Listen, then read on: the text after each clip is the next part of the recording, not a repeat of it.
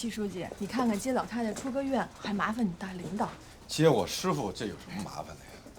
再说了，我现在不是领导了，领导是你们家皮丹了。书记，你这是犯了什么错误，让上头给拿下来了？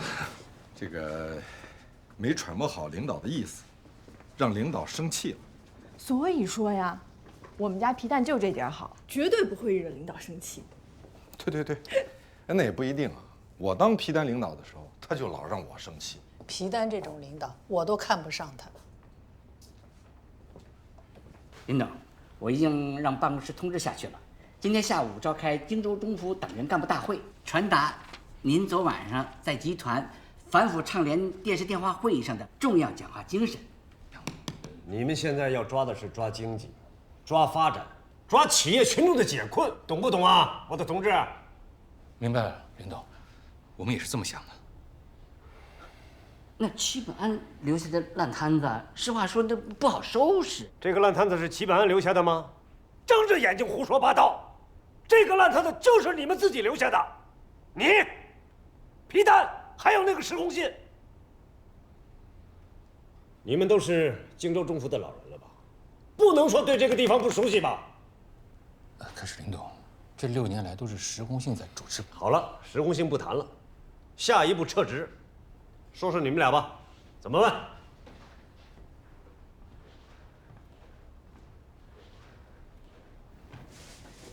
政府啊，给美国安排了一套简易房，现在还能凑合，就是到冬天有点难过。啊，空调和炉子都不让用，只能用罐装煤气取暖。那也行，不过啊，也许不到冬天，政府马上拆迁了。哎，本安啊，你下台以后，不就让你负责和政府那边协调吗？你好好协调啊。放心吧，从今天起啊，我就搬到这边来办公了。啊，你在附近有办公室啊？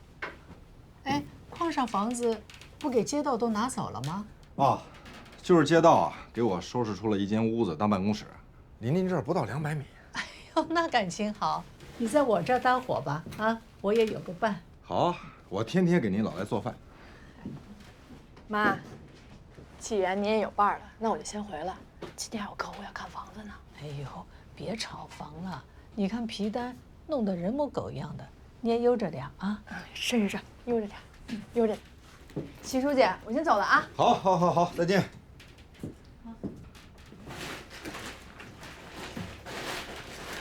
本安，别忙了，来，快坐会儿。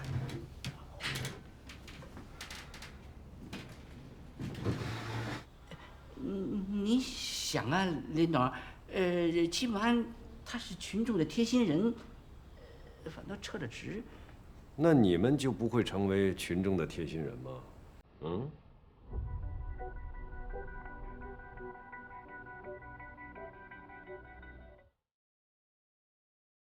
怎么不说话了？你们不说是吧？好，我说，这也是我这次来跟你们重点要谈的。从下个月开始，你们停发年薪，只拿生活费。林董，我才刚上任呢。我没意见。一定要比齐本安做得更漂亮。明白，比齐本安做得漂亮。你不知道，我这一个师兄一个师弟，一个比一个厉害。他们布下的局，你可能过了许久都想不明白。等你想明白了，时代的列车已经飞驰而过了，只把你一人扔在站台上发呆。师总，没有您说的那么神吧？就是那么神。老话说，春江水暖鸭先知。林满江、齐本安都是这种鸭子。林满江是矿工新村第1代大学生，考上去的。齐本安一看林满江去上学了，1年以后也上学去了，只有我傻，被落下了。当时林满江、齐本安都干部了，我还在看车窗呢。师傅就把我交给林满江，以工代干，我做了办公室的副主任。林满江逼着我脱产去上学，才让我有了今天。哦，难怪您对林满江这么崇拜呢。不过，我觉得他把皮丹、陆建设这2个熊人弄上来，不是明智之举，这不是给自己找难堪吗？不会的，林满江敢用他们，自然会有一套。你等着瞧吧。瞧啥呀？这2个人要德无德，要能无能，还自私的要命，分个水果都捡大的挑。他都不接我的电话了。谁呀？林满江。怎么回事啊？怎么闹到这种地步了？不是闹，是发生了重大的原则分歧。师傅，今天我也跟您老人家把这话说透了。林满江不是过去那个林满江了，可能已经腐败掉了。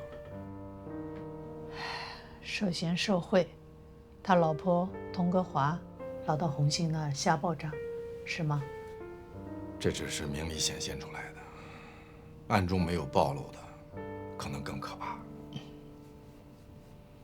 皮丹也牵涉到了吧？那栋别墅，是吧？起码从林满江对这个别墅的态度来看，问题非常大。那是不是林满江和傅长明勾结，要侵吞咱中福集团的国有资产？是啊，这个事儿呢，以前从集团到社会上，很多人都在议论。刚开始的时候我还不相信，但是从我到了荆州中福上任之后，才发现，这真的不是空穴来风，甚至有人以这个事儿为借口，上门来敲诈勒索。先找到了石红杏，又找到了我，所以后来我和红杏就到北京去找林满江谈，没成想却进一步得罪了他。这不，我们俩回来，双双下岗滚蛋。你们去北京找他，我知道，我还给满江打了电话呢。是，红杏跟我说了，说您老人家希望他永不掉队。可是师傅，现在看来不是掉不掉队的事儿了，而是是否涉嫌腐败和经济犯罪的事儿。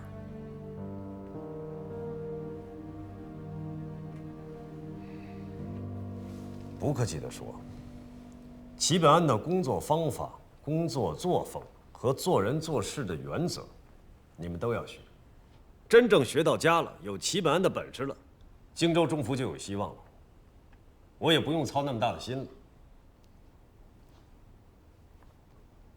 好了，我也不苛求你们，尽快研究，拿出一个可行性的计划，向我和董事会汇报。集团的战略决策要坚决执行。京丰、京盛矿继续向长明集团转让，但是转让的价格不是15亿，是45亿。你们跟傅长明谈。那个林董，我没听清楚，您说多少个亿？45亿。45亿，这不可能啊！这个世界上就没有什么不可能的事。好好谈吧。好了，今天就到这儿吧，我还有事。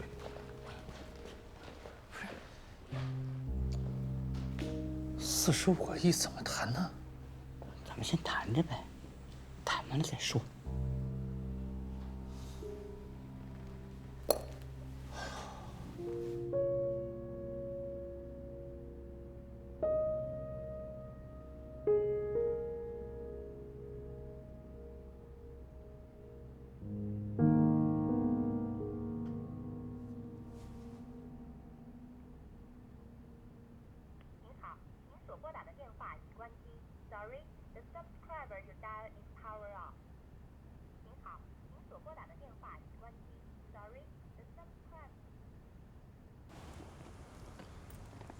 林总，德光书记安排的还挺满，他下午、晚上都有活动。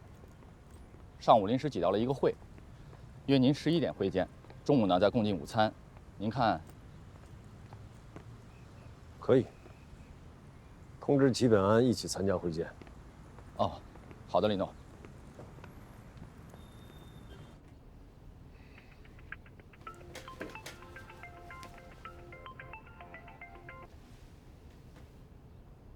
好的，张秘书，我知道了。我就知道林董肯定关心我们基层群众的疾苦嘛。好，放心，我提前到市委恭候。哎，满江找你啊？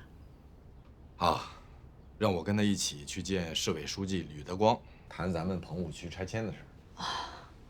那保安，你看，满江和吕书记他们那还都是干事儿的。那是，尤其我这大师兄啊，干好事干坏事绝对都是一把好手。那我走了。哦，您别出来了。好，慢走啊。啊。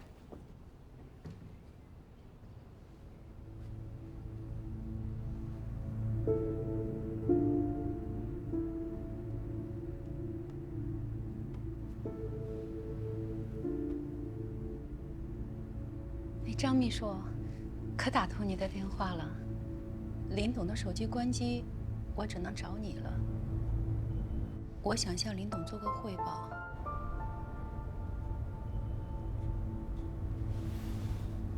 林董特别忙，今天是肯定没有时间了。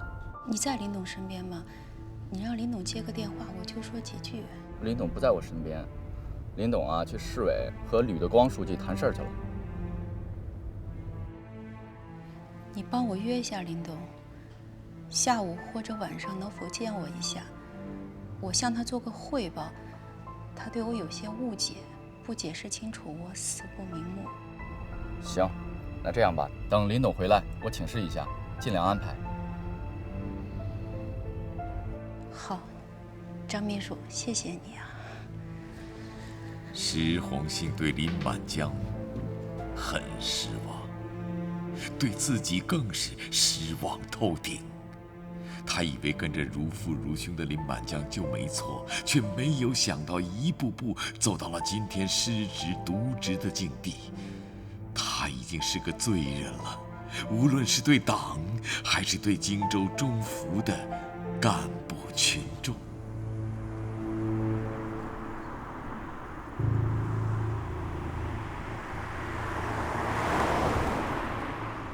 现在咱们当家了，这丁内损失低外补，你放心，我肯定补足你1年的年薪啊。现在最重要的问题是解决这京丰京盛矿的转让。领导一张嘴，15个亿变成45个亿了，你让咱们卖给谁去啊？也是啊，这事真是怪了。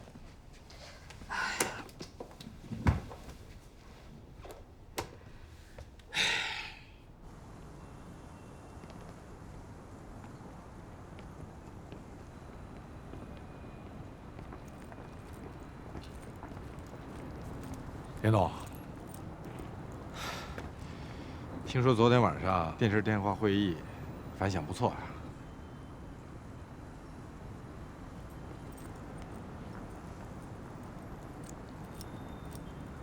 那我得感谢你啊，帮了我大忙，不愧是我的好兄弟。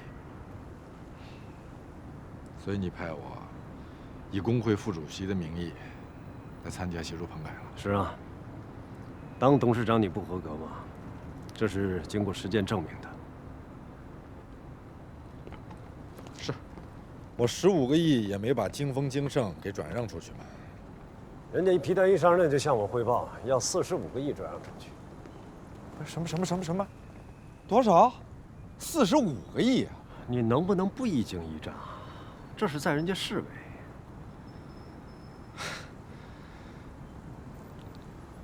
我就想请问一下林董，皮蛋背后那大神儿是你吧？齐本安，你背后的大神不也是我吗？对，这倒也是。不过林董，我在任上的时候，你可没这么帮过我。你怎么知道我帮了他？因为集团上上下下没人相信皮丹会有这个能力。好，那就用事实证明，看他能不能完成这笔交易。林总，我再多问一句啊，45个亿，这价钱卖给谁呀？不会还是傅长明的长明集团吧？我也不是很清楚。你如果感兴趣，可以直接去问他。是。有时间我还真得问问他，好好跟咱这皮董学习学习好经验。哎，这就对了嘛。任何人的长处都要学嘛。啊。德光书记，这位是齐本安同志，今后中孚集团的所有事情，跟他对接，他全权负责啊。我知道本安同志嘛，荆州中孚的董事长。于书记，现在不是了。不过我们林董和中孚集团对矿工新村的改造十分重视，派我专职协调此事，争取早日启动。太好了，你们是矿工家属，你们做起工作来最有力。来，请坐。坐吧。所以啊，千挑万选啊，选出了这个齐本安同志啊。他跟我有相同的经历，都是在矿工新村长大的，对那个地方有感情。328事故之后，痛心不已，主动向我请缨，要替历史还债。要是这么说，我得和本安同志再握一握手。谢谢你，本安同志，我们都是一样的心情，要还债。谢谢。那接下来我们就请子兴同志来给我们通报一下王平安、李公权还有5亿资金的情况。这段时间呢，子兴是忙得不轻，累坏了，但是立了大功。那好，那下面我就汇报一下相关情况。老陆，你说这领导会不会是虚晃一枪啊？让傅长明报个虚价，然后让荆州能源的大股东，也就是咱们荆州中孚出这45个亿，把他给接过来。对呀，这就是牛俊杰、齐本安的方案，领导反对呀。哪能一样嘛？领导反对的是牛俊杰、齐本安，又不是反对咱们俩。那是，咱俩是领导的人呢。没错。但愿齐本安能接受教训，长点记性。行了行了，这件事儿就不要再聊了，我再想想啊。45个亿。李公权、王平安通过原荆州市副市长金一勤，把5亿协改资金划拨出来以后，几经辗转，后又通过武玲珑投入财富神话基金，进行股票和股指期货的炒作，初始获利部分，回报高达370%。那就是说，我们那个5亿资金没有受到损失，没有任何损失，账面上还赚了2个亿多。有，这么说，坏事变好事了。哎，没有那么好，犯罪所得要充公，还要罚款。好，郑书记啊，你接下来给我们介绍一下财富神话的相关情况吧。好，武玲珑啊，现在已经开始交代问题，财富神话呢，也已经是真相大白。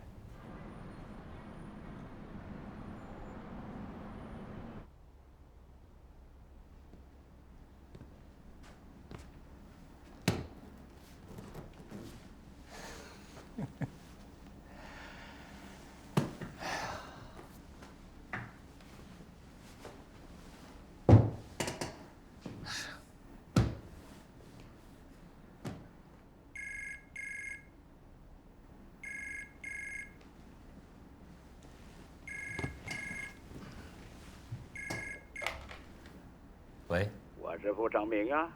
哟，哎呀，傅总啊，您好，您好。皮董啊，你更好呗？啊，怎么样？完成对荆州中孚的接管了呗？哎呀，这还是要感谢傅总啊！您在那边小鞭鼓敲着，我这边和老卢有十分努力，这就是有志者事竟成啊！傅总，有个事儿我正要问您呢。我们领导有没有跟您说，金丰金盛矿那盘买卖咱们又要启动了？那是，找你回去做啥去了？就是启动这盘买卖去喽。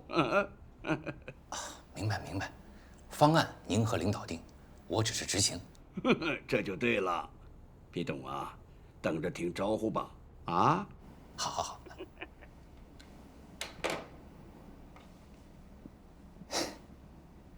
这事儿真是奇了怪了。哎呀，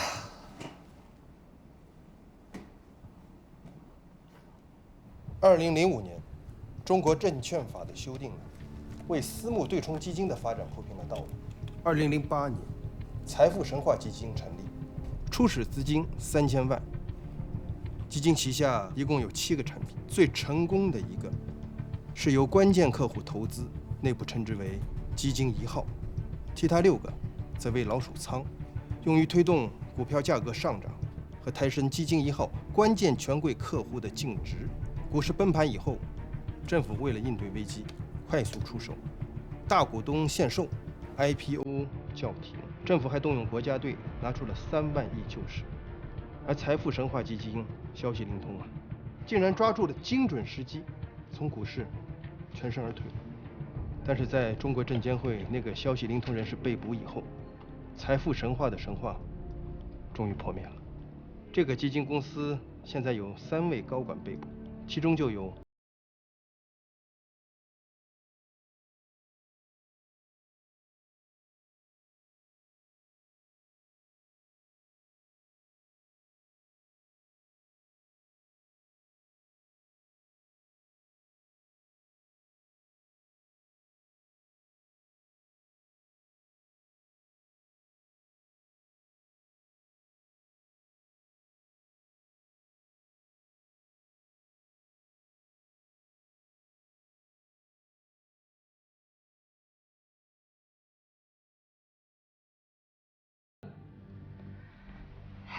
好啊，吴啊，对石红杏真是忠心耿耿，服务到了最后1分钟，难得呀。陆书记，这是我的本职工作，您放心，我对您也一样。您只要在这工作1天，我保证服务好1天。你是不是巴不得我明天就下台滚蛋呢？没有，陆书记，您怎么能往那方面想呢？我绝对没有啊！您有什么事儿，随时吩咐。没有事儿，我没有任何事儿。我不像他们，要求这个要求那个，啊，干嘛呀？净给手下的人添麻烦，这样好吗？这样不好，陆书记，还是您比较体谅我们下属的难处。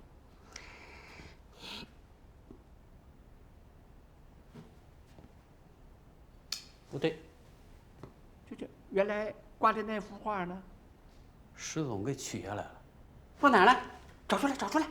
哦，好，我找找啊。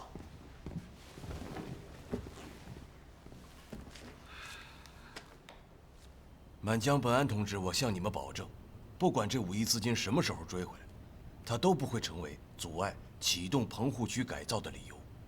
但是现在你们也知道啊，现在市委市政府之间还没有达成完全的意见统一。这个我知道。市政府也有他自己的理由。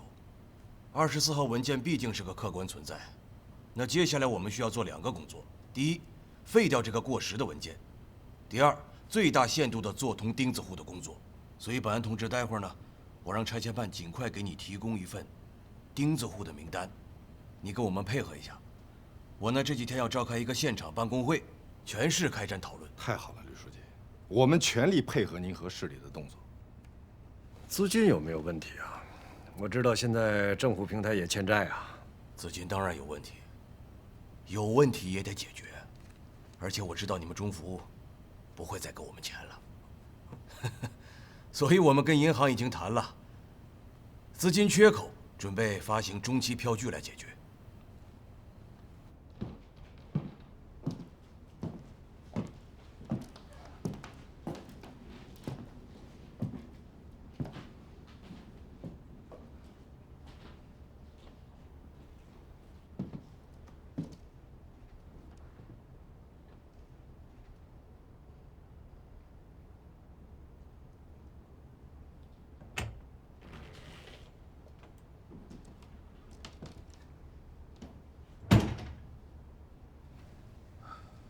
吕书记啊，林总，是不是可以由市里统一协调组织，拿出一部分库存房源，先解决过冬问题呢？早就协调过，一直在协调，但就是卡在这个拆迁问题上。人家房产公司说了，你们又不同意我们搞棚户区改造，我们凭什么拿出房子来让你们过渡过冬呢？这也是没办法的事啊，市场经济嘛。我倒有个想法，刘书记，林总，咱们荆州中府房产公司在西郊开发了一个楼盘，是不是可以由政府先收购，置缓安置一些危急户呢？好啊，这是个好主意啊，本安同志，这个工作你去做，只要拆迁户同意就成。货币化棚改也是一条路子。那现在主要的问题是，拆迁户呢，大多数都愿意原拆原建，不愿意离开市中区。好，入戏挺快，我放心了。啊，您把我安置到这儿，我不得干一行爱一行吗？行了，那咱们今天就到这儿，接下来是私人时间，自由活动。好，吕书记，那我先走了。接下来你们两位亲家聊。再次感谢你，本安同志，任重道远。再见。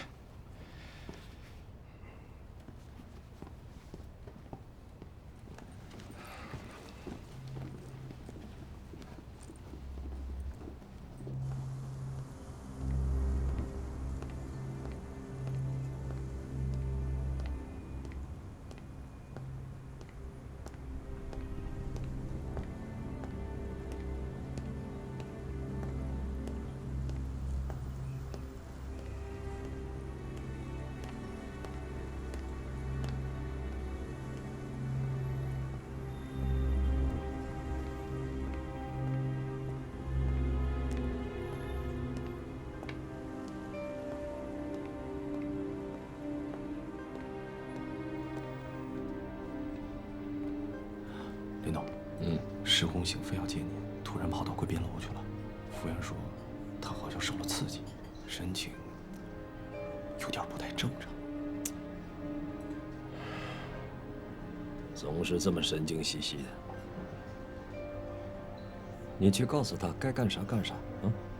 明白。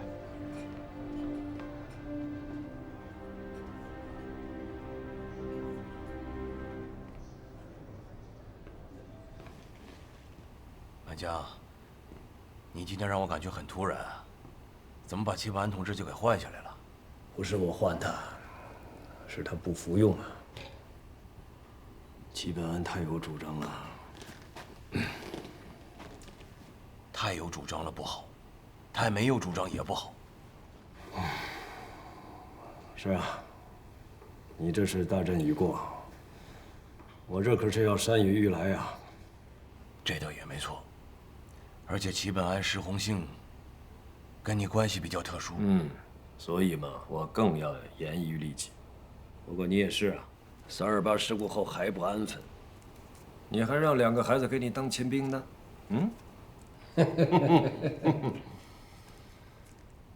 满江，我怎么听小伟跟我说，你打算让2个孩子到海外去发展？对，是有这么个打算。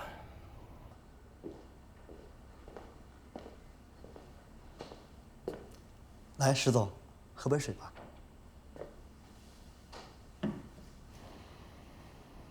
林总这么忙，今天又不知道什么时候才能回来呢。您看，要不然你就别等他了。你去忙吧，别管我。好。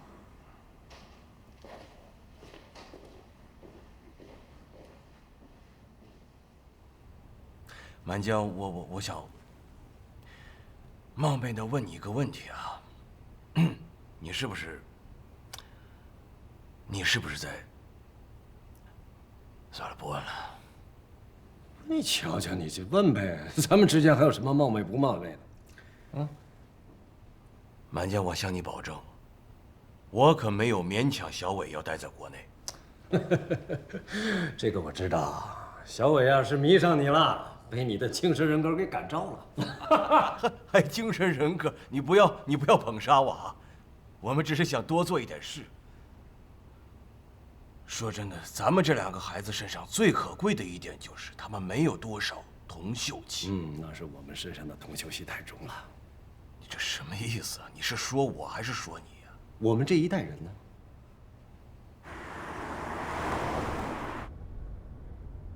我15个亿也没能把这京丰京盛给转让出去。人家皮蛋一上任就向我汇报，要45个亿转让出去。多少？45个亿。我就想请问一下林董，皮蛋背后那大神儿是你吧？你背后的大神不也是我吗？党和组织怎么就成了你林家铺子的代名词了？你还真以为中福集团是你的码头啊？不管你有多委屈，你心里有多少牢骚，我必须让你下台走人。我不能眼睁睁地看着你阻碍中福集团健康有序地向前发展。这价钱卖给谁呀？不会还是傅长明的长明集团吧？你如果感兴趣，可以直接去问他。过去我一再跟你说，我们是同志加兄弟的关系，同志讲原则，兄弟讲感情。你不能这么不顾一切，不顾一切跟全世界为敌。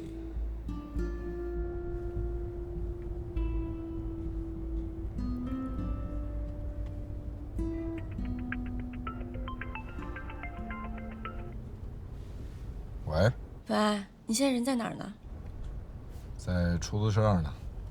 怎么了？有事吗？当然有事儿啊！我跟你说啊，又有人跟我举报你们中福和林满江了。啊？怎么个情况？你快说。你一个下岗干部，你到我这儿来，我们俩见面说。谁下岗了？我在岗上呢，刚刚跟林满江见完吕德光书记，我工作忙着呢。齐本安，我跟你说，你爱来不来？好，我去。我没吃饭呢，给我打份饭啊。好。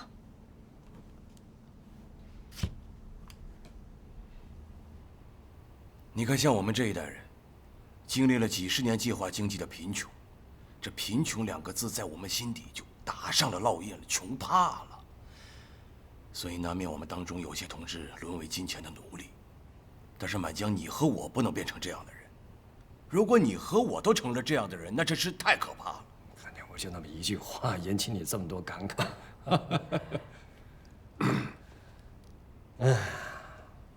好了，走了。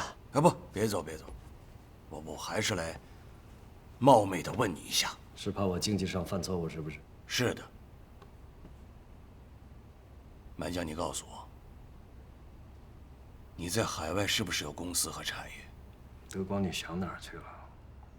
我敢在海外置办公司产业？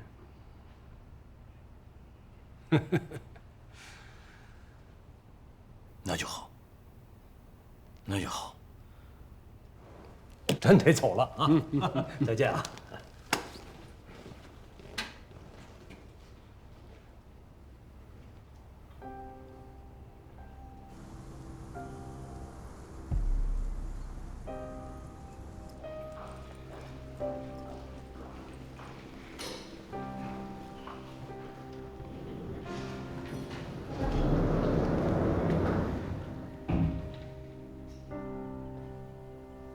石红星，你还敢来见我？大师兄，什么大师兄？直呼其名，林满江。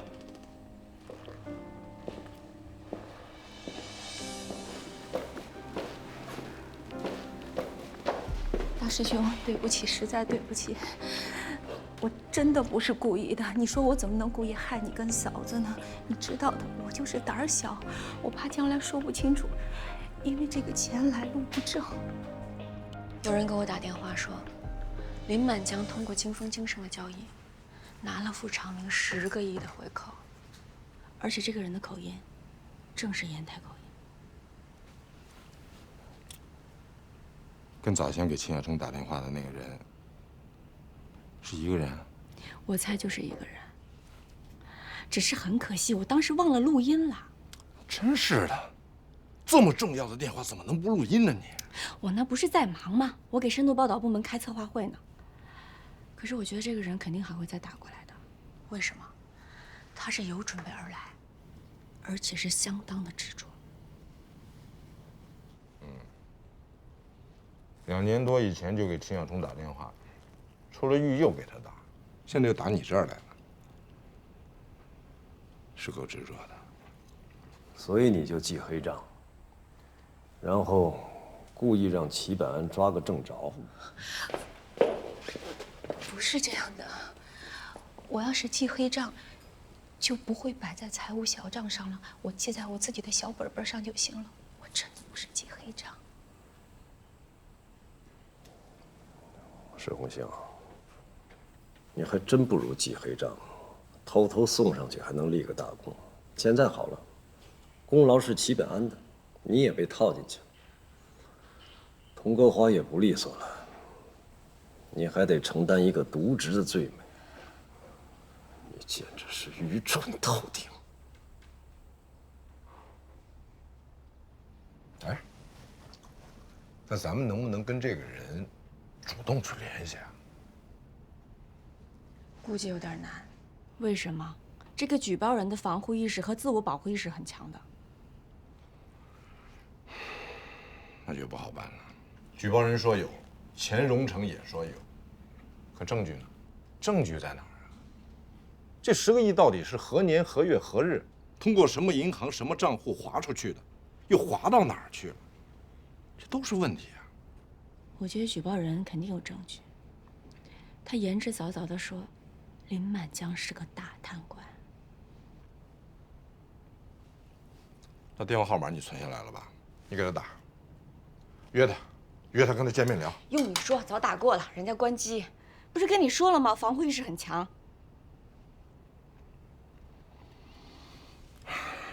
这倒也是。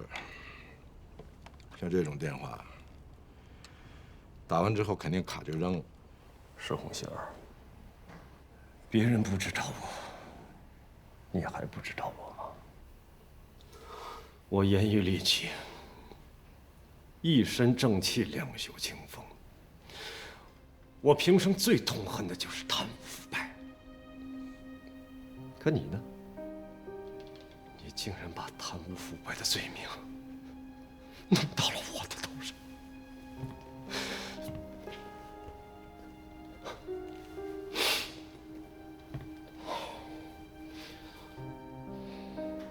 大师兄，你清廉，你清廉，太清廉。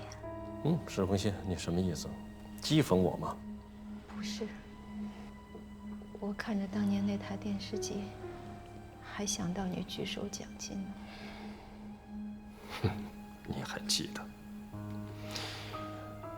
那100万奖金是奖励我个人的，我贪了1分了吗？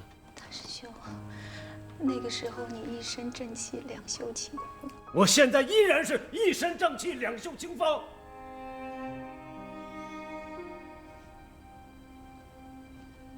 是。可你那石红心，还有我老婆佟国华，这么多高官家属在你那里为其报效，你胆大包天呐！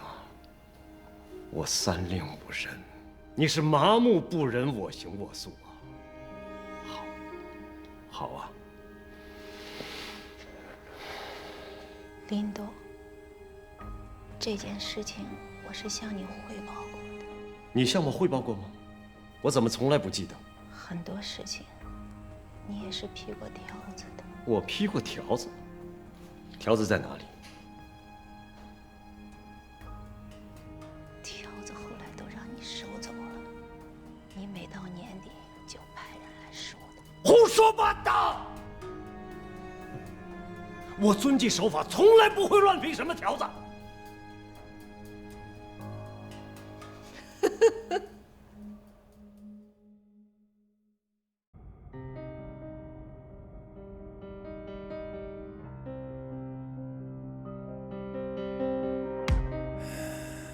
无所谓孤独，无所谓因素，唱歌当痛苦。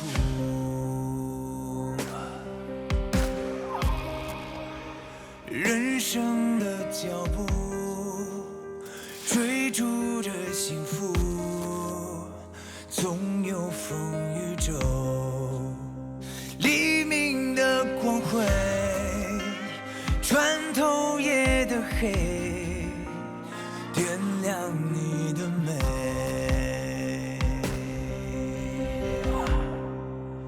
谁搬就搬退。